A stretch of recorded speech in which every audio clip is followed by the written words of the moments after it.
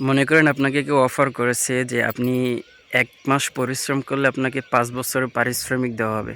আপনি বলেন, আপনি কি কখনো এমন অফার হাতছাড়া করবেন? অবশ্যই না। আচ্ছা বাদ দিলাম, মনে করেন ১ মাস না, আপনি ১০ দিন পরিশ্রম করলে আপনাকে ২ বছরের পারিশ্রমিক দেওয়া হবে।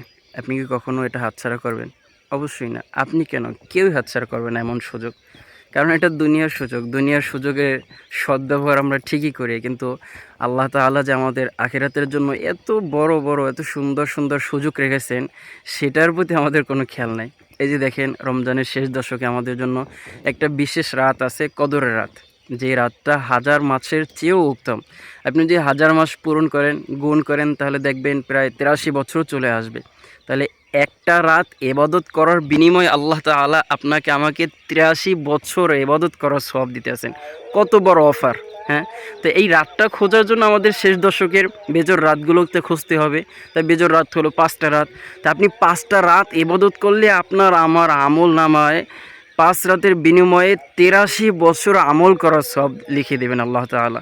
এত বড় অফার, এত সুবর্ণ সুযোগ, কিন্তু এটার প্রতি আমাদের কোনো খেয়াল নাই। কারণ এটা তো দুনিয়ার অফার না, এটা তো দুনিয়াবি না।